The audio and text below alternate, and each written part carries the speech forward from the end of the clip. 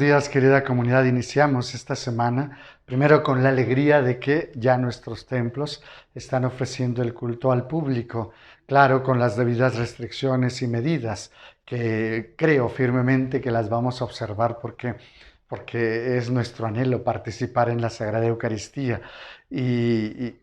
es mantener ese deseo y sobre todo que se cumpla, pues vamos a observar todas las normas. Así que los exhorto a que en las parroquias donde ustedes vayan a la celebración eucarística observen las normas estrictas para que para que esto se prolongue durante mucho tiempo.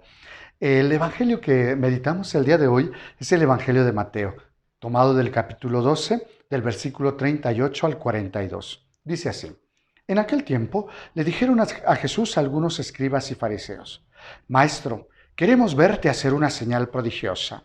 Él les respondió: Esta gente malvada e infiel está reclamando una señal, pero la única señal que se le dará será la del profeta Jonás.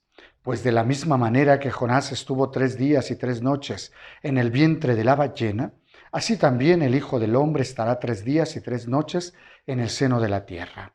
Los habitantes de Nínive se levantarán el día del juicio contra esta gente y la condenarán, porque ellos se convirtieron con la predicación de Jonás, y aquí hay alguien más grande que Jonás. La reina del sur se levantará el día del juicio contra esta gente y la condenará, porque ella vino de los últimos rincones de la tierra a oír la sabiduría de Salomón, y aquí hay alguien más grande que Salomón. Palabra del Señor, gloria a ti, Señor Jesús. Primero iniciemos, ¿quiénes son los que se le acercan a Jesús para pedir la prueba? Los escribas y fariseos. Recordemos que los escribas y fariseos son los que ostentan el poder político y religioso de ese tiempo de Jesús. Pareciera que son los que mandan.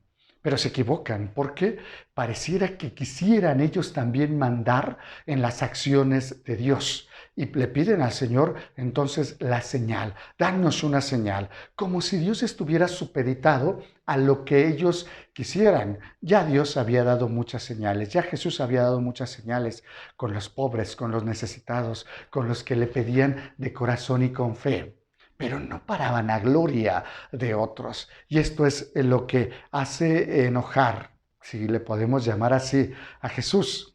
Esta gente malvada e infiel está reclamando una señal, pero la única señal que se les dará será la del profeta Jonás. Hay 2 aspectos que tendríamos que analizar aquí del profeta Jonás.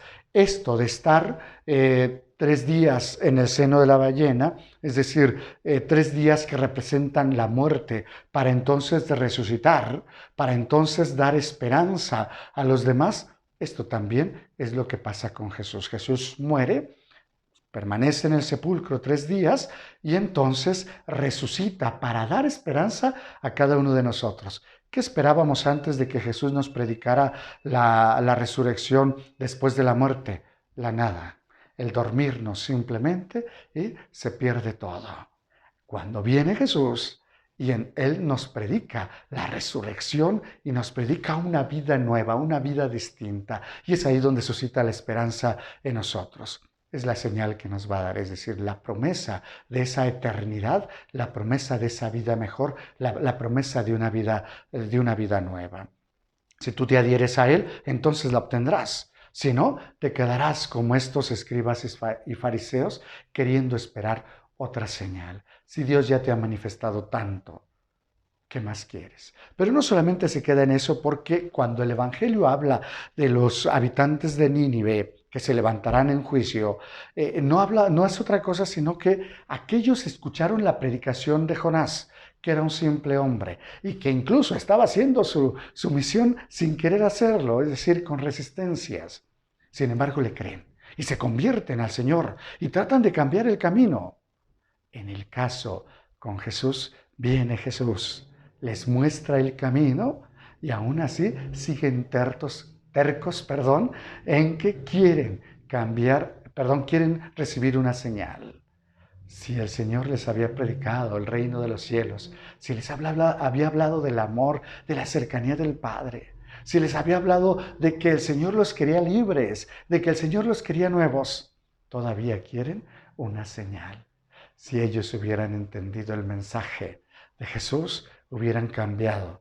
Y entonces hubieran alcanzado esa gloria eterna, esa gloria del Señor. Pero quieren otra señal. Dice el Señor, no se les va a dar otra señal, porque si unos vienen a buscar la sabiduría de Salomón, y aquí hay otro más grande que Salomón. Si Salomón tenía su sabiduría limitada, imagínense de aquel que la tiene ilimitada y que no lo quieren escuchar, es porque al fin y al cabo no tienen intención de cambiar y no tienen intención de salvarse.